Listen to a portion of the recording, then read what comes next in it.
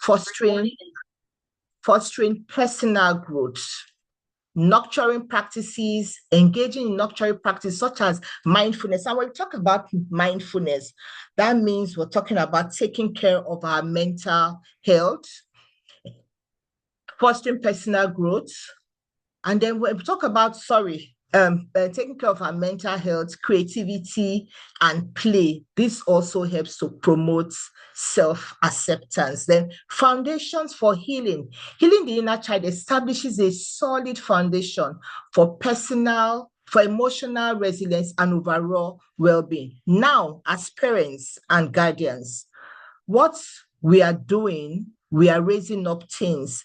And if we are not healed properly, the same trauma that we went through, we're going to pass on that same trauma to the teenagers that we are raising. So for us to raise confident, reliable teenagers, we need to deal and heal from our past hurts as well. So we need to break the cycle. A lot of times we talk about generational curse as Africans, because usually there is a pattern. In some families, you have certain patterns. But I can tell you that these patterns are actually traumas. So is not linked to village people like we always believe. And the only way we can also handle that is to break this cycle and then heal the hearts. So addressing past wounds, we need to recognize and confront past emotional wounds. Some of us are wounded. Some of us have carried all this abuse over the years, so we don't know any better, and then we pass it on because that's all we know. So emotional healing involves processing feelings and experiences. We need to process our feelings and experiences to restore mental well-being. If we are not totally well, it will definitely reflect in our parenting style. Then healthier relationships. Fostering healthier relationships requires understanding, compassion towards ourselves and others. It is only when we are totally healed that we can have compassion and show empathy to others. So welcome. You can't pour from a wounded cup. So let's begin the healing.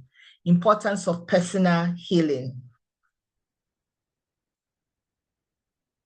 Personal healing is crucial as it allows individuals to build resilience and emotional strength necessary for supporting others.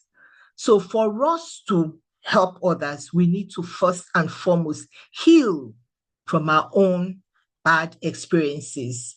Then setting the tone for the journey, we need to also acknowledge our own wounds. A lot of us sometimes are in denial, or we just, put back that thing, that pain, or whatever, and just pretend as if everything is okay, whereas we are hurting.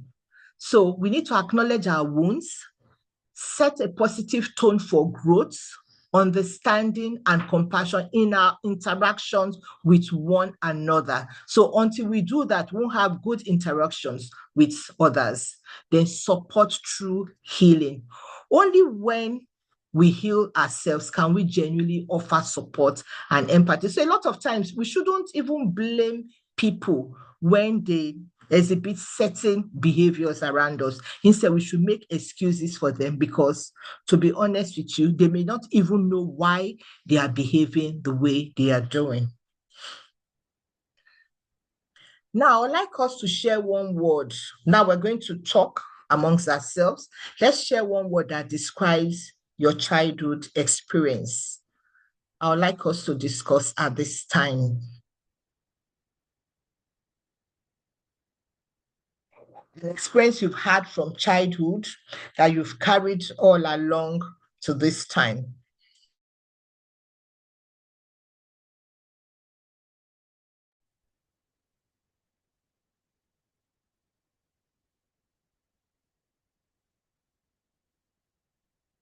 Who wants to go first?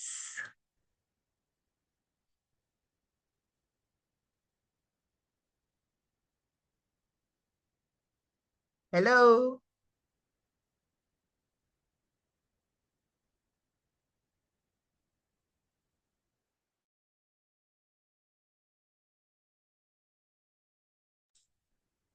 Okay, let me start. Let me even start with myself. Let me start with myself. Let me break the ice. Um, my name is Kodet Onwara, a trained teacher and presently a coach. I think from my childhood growing up, I grew up in a home where, to a greater extent, there was love, there was friendship. My dad was a friendly type. Our home was our home was actually fun growing up because I had cousins come to stay with us and all of that. But there was one thing I noticed. My dad was very, very strict. We didn't have friends around. If you are caught playing downstairs, we're living upstairs then in Benin City. So when he's not around, that's when we can go downstairs and play. But while we are playing downstairs, you'll be watching out to see if he's coming. Once we notice his car from afar, we will all run upstairs. We all run upstairs because if he catches you, he has told us you don't play with neighbors, you don't play with anybody, so you get into trouble. And in a way, I carried on with that. Yes, when people see me, they're like, oh, you're very friendly, you're very friendly. I'm very friendly because I laugh a lot. So people don't tend to see that. But the real me, I wasn't raised to be friendly. I was not raised to be friendly at all. And I also carried that on. I passed it over to my children because we lived in a particular street for 21 years. I can tell you, my kids didn't have any friend on that street apart from maybe our direct neighbor on the same flat, but on the streets, not a single friend. Nobody knew them. They just come in, they go. So sometimes those are the things because that was how I was raised. So I kind of did the same thing to my children as well. So just mind your business, stay on your own, and all of that. You can imagine somebody living in the streets for 21 years and not having a single friend. That's odd. So that was something I carried also from childhood because that was how I was brought up. Yep. So you can post on the chat room so we'll see. Now, understand the concept of the inner child. Definition. What's inner child? Inner child refers to the childlike aspect of our personality that retains feelings and memories from childhood. I just talked about one childhood memories. There are so many childhood memories that we all have. Some good, some not so good, some terrible. You see, so but that inner child that we're talking about is what has formed who we are today as adults. So, significance in emotional well being, understanding inner child is vital for emotional healing and personal growth, helping us address unresolved feelings. Sometimes we have unresolved feelings, we're not sure of what they are, they are just there. We're not sure, we are confused ourselves. So identify signs of inner child wounds, recognizing emotional triggers.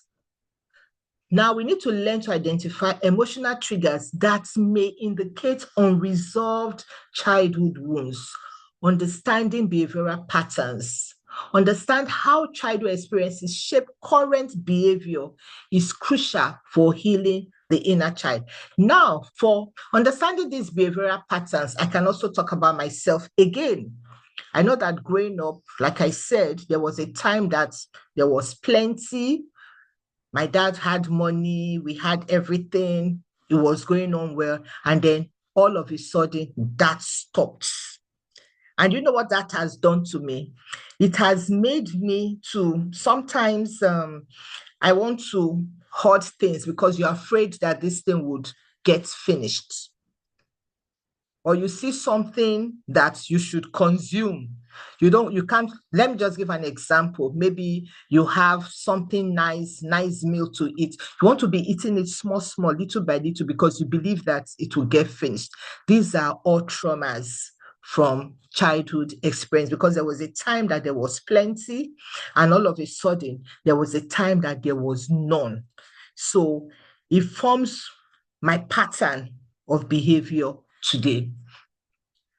Okay, so healing practices. We will cover practices that can help in recognizing and healing these emotional wounds. After this class, there will be a session where these things will be dealt with, just to help us. Now we're going to begin healing through reflection and reparenting. Understanding reflection. What is reflection? Reflection allows individuals to examine their past experiences. You're going back in time, emotions, just to foster awareness and growth. Reparenting involves nurturing and caring for one's inner child, enabling healing from past traumas. Just like I said, these traumas are real, but it's just that we need to identify the traumas. Examples include journaling. That was why I told you to get your pen. You need to write some of those traumas. Meditation and therapy to aid in the healing process. Sometimes some of us have hurts that we're carrying from the past. So you can sometimes just sit down, take a pen, and write those hurts. You find out that when you write those things and you talk about it, you feel better at the end of the day. Learn how healing yourself impacts your parenting. Connection between healing and parenting. Understand how personal healing can influence parenting styles, leads to more effective nurturing strategies. Effective parenting is rooted in personal well-being, promoting a supportive environment for children to thrive. Personal well-being, if we're not well, if we're not okay, we cannot parent well.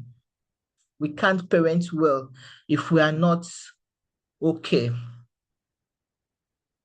Now, what is the inner child? The emotional, vulnerable part of you formed in childhood. The emotional, vulnerable part of you formed in childhood. Inner child concepts.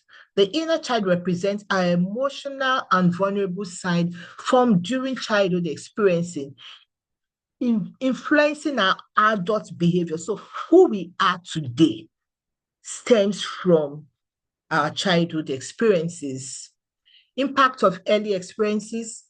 Early experiences shape our beliefs, emotions, and behaviors, influencing how we navigate relationships and challenges in adulthood. Then vulnerability in adulthood now. Acknowledging and nurturing our inner child helps us embrace our vulnerability. We need to be vulnerable. Some of us are not. As parents, we are not. It's okay to be vulnerable as a parent. Don't act the macho, even in the presence of your teenagers. It's okay to be vulnerable. Now you're going to message your inner child. Your inner child isn't in your past. They live within you today. Just like I said, some of us, what we wear, we've carried it over to who we are presently today. So the inner child represents creativity, joy, and spontaneity that exists within us today. So even as adults, we can play, we can still have fun, we can still do some of those things that we enjoyed doing as children. So integration of past and present. Recognizing the inner child helps integrate past experiences into our current identity, enriching our lives. Our inner child holds memories, unmet needs, feelings, and beliefs. This is so, so true. What are your childhood memories? A lot of times when we just sit down and relax and we think about some of those childhood memories, we laugh, we smile because they bring us joy. I remember too, same streets that we grew up in Benin. It was a very long street. One thing I will never forget was the set of guys that normally play table tennis. I can't remember any of those faces now, but I know that there was a corner where you had people who were always playing table tennis, and that was fun. Maybe you just walk past them. That was fun then. Then unmet needs from our childhood can manifest in our adult relationship and self-esteem issues. Maybe as a child, there was something you wanted. Maybe your parents were too busy, your parents were never there, you didn't have that connection with them. Maybe there were also things you needed as a child that you never got. Because children don't forget, especially if you were promised those things. Children don't forget. They always remember, oh, this person or this uncle, this auntie promised to do this thing for me, and this person never did it. So those ones are also there. Then emotional influence. Feelings from childhood significantly affect our emotional reactions and behaviors as adults. Our emotions are very important. The core beliefs formed in childhood can dictate our perceptions and decisions throughout life. Our beliefs are also very, very important. Our beliefs are also very, very important because they actually determine who we are, because that's how we see life, through our beliefs.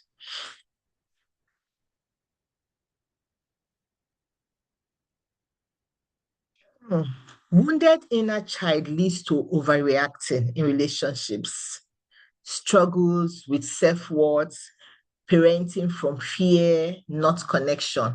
Now, overreacting relationships, sometimes you see a wounded inner child can lead to emotional responses that may cause overreaction. When you find some adults overreacting, and you're like, what did I just do? What just happened there? Why is this person reacting like this? It boils down from childhood trauma. Some people, they struggle with self-worth. A lot of times, we talk about teens pressure. Even us as grown-ups, as adults, as mothers, we also have our own pressures. But we are quick to always say teens are easily pressured by their peers. But even as adults ourselves, we also have our pressures, because sometimes we want to be identified from what our friends, people around us, tell us to do. So individuals with a wounded inner child often grapple with low self-esteem and feelings of inadequacy. Even when you're very good, you still feel inadequate. Self-esteem is there because you need your friends to boost your esteem for you. Low self-esteem. Then parenting from fear. Parents may unintentionally lead from a place of fear rather than connection, affecting their children's emotional health. They are so scared, they don't want to make mistake, and in the process of that, they end up, that connection between them and that child, they lose it because of one fear or the other. Now, emotional well-being. Healing the inner child fosters emotional well-being, allowing individuals to process feelings more effectively and positively. If we are not well emotionally, we can't parent well. That one is clear. We cannot parent well. So, improve self-esteem. A healed inner child leads to increased self-esteem, enabling individuals to appreciate their worth. If I know that I am okay the way I am, I won't care what anybody thinks about me. I won't need anybody's validation. Okay? Then healthier relations. With a healed inner child, you can form healthier relationships marked by better communication and understanding. Just like I said, because we are wounded, that is what we tend to portray as parents. Now, signs your inner child is wounded. The signs are there. If you overreact, you overgive, or you overwork. You overreact over little things. You overgive. Why are you overgiving? You want to be a people pleaser. Why are you overgiving? Because you want people to like you. Why are you overworking? Maybe the money, the finance that you didn't have growing up, you want to gather everything. And when you're doing this, what happens? Burnout. And when you get burnt out, what happens? Your health takes a down turn. And before you know it, the person is gone because of a past wound that you're carrying. So reflect on your behaviors. Question if they may stem from unresolved inner child issues. Why are you doing what you're doing? Why?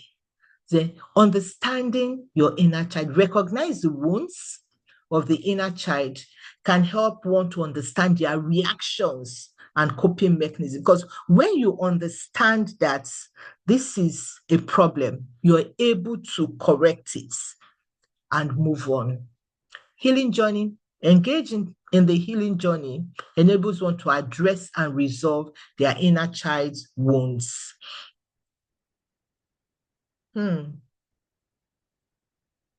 People pleasing, emotional outbursts, self-doubt, fear of abandonment.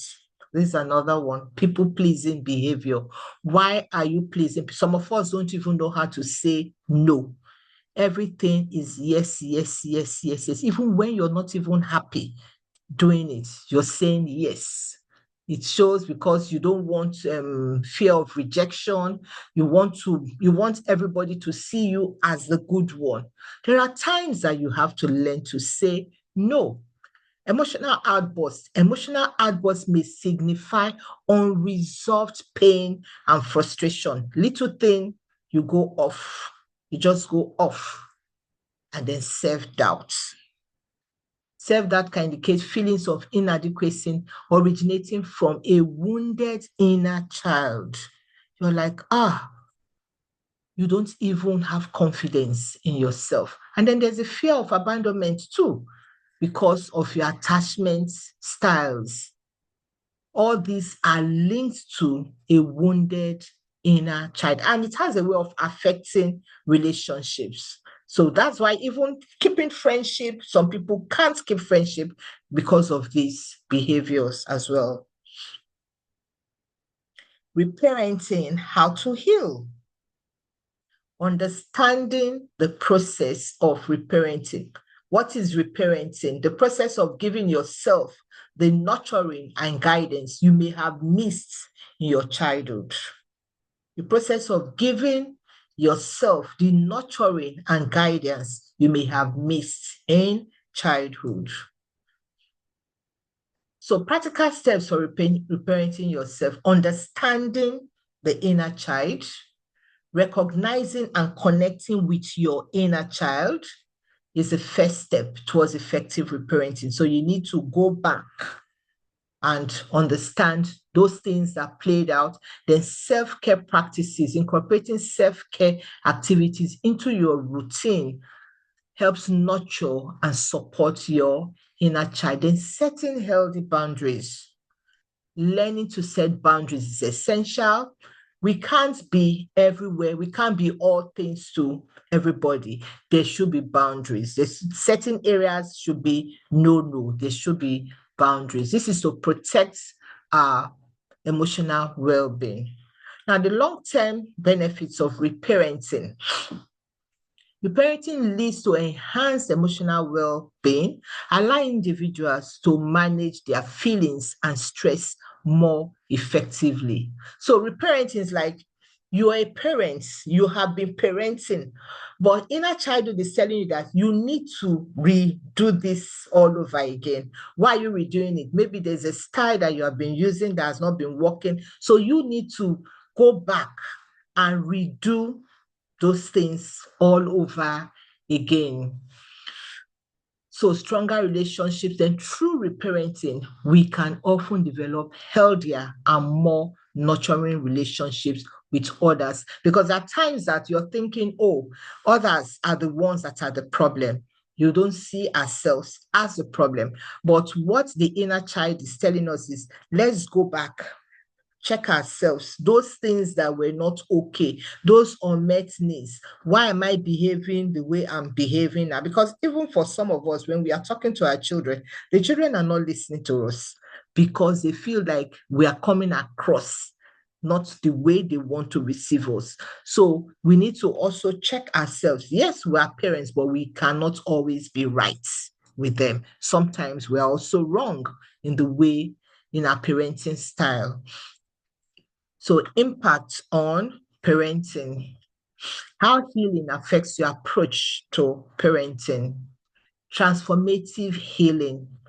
Personal healing can significantly impact parenting styles, leading to more compassionate and understanding interactions with children. Let me even speak from a point of teacher and children in school. Now, as a teacher, if a child notices that you don't like them, you will not get the best out of that child. You won't get the best out of that child at all because you're not going to be compassionate. You're not going to be understanding. You're just coming like, oh, I want you to do this, do it. But when the child has that feeling that, oh, this message is coming from a point of love, empathy, the child would listen. The child will even want to impress you and do more. Healthier relationships. Healing fosters healthier relationships with children, creating a safe and supportive environment for their growth. It fosters healthier relationships with children, creating a safe and supportive environment for their growth. Any child that is in a safe environment has a tendency to thrive well. Emotional connection. Healing enhances the emotional connection between parents, children, and then promoting resilience.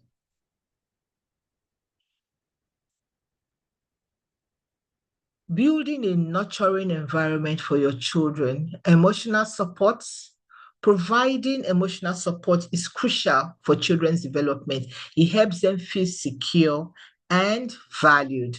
Positive communication, open and positive communication fosters trust and understanding between parents and children, enhancing their relationship, encouraging growth. Encouraging children's interests and talents promotes their self-esteem and personal growth, leading to well-rounded individuals. Why are we doing this? Because we want our children to become the future of tomorrow.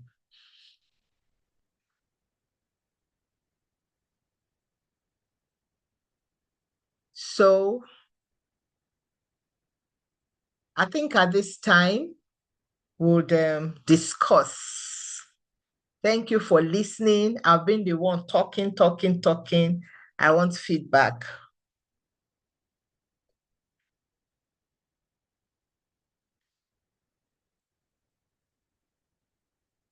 Hello.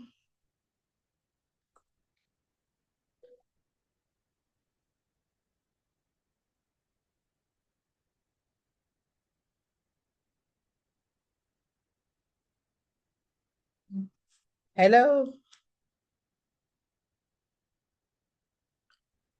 Thank you. Thank you.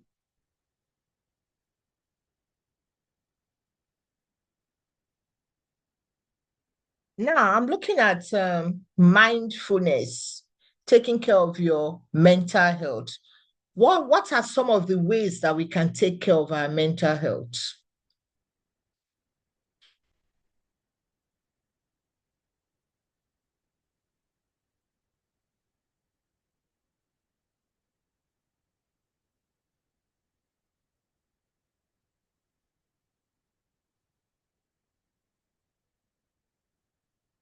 Oh, somebody is still having issues trying to join.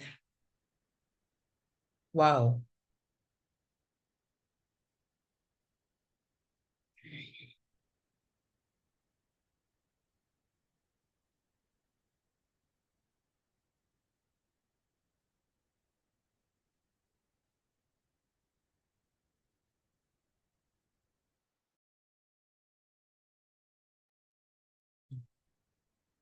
Hello. Yes.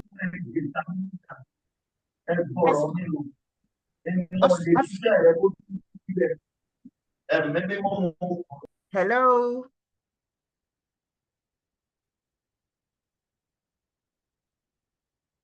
Said my taking care of your mental health. What are some of the ways we can take care of our mental health?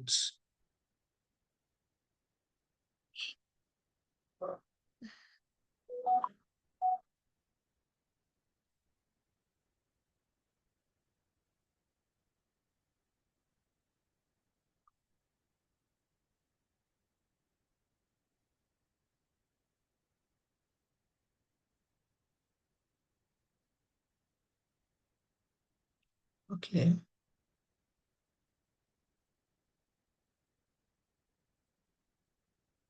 Okay, finding hobbies and taking breaks when necessary. Great. Thank you. Finding hobbies and taking breaks when necessary. Very, very important. I mean, if we understand our body very well, we know that there are hobbies that we love to do. We just like before I started this class, I had played table tennis. I was feeling tired and sleepy. The weather is quite cold. So I went to exercise my body to get ready. So I played table tennis, which is good for the body. So any other person,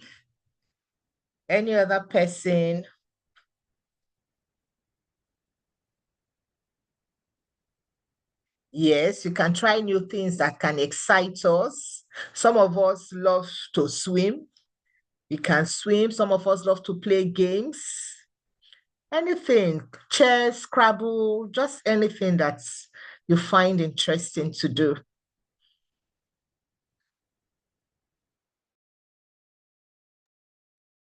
Okay, so our next class is going to be healing of the inner child, but that's going to be like a one-on-one session.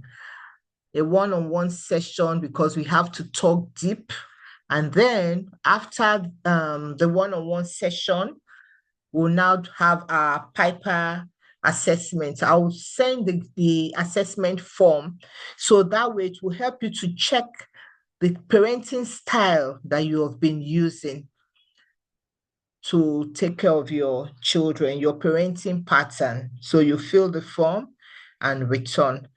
Thank you very much. It's been a great time with you. Do have a great week and God bless you all. Bye.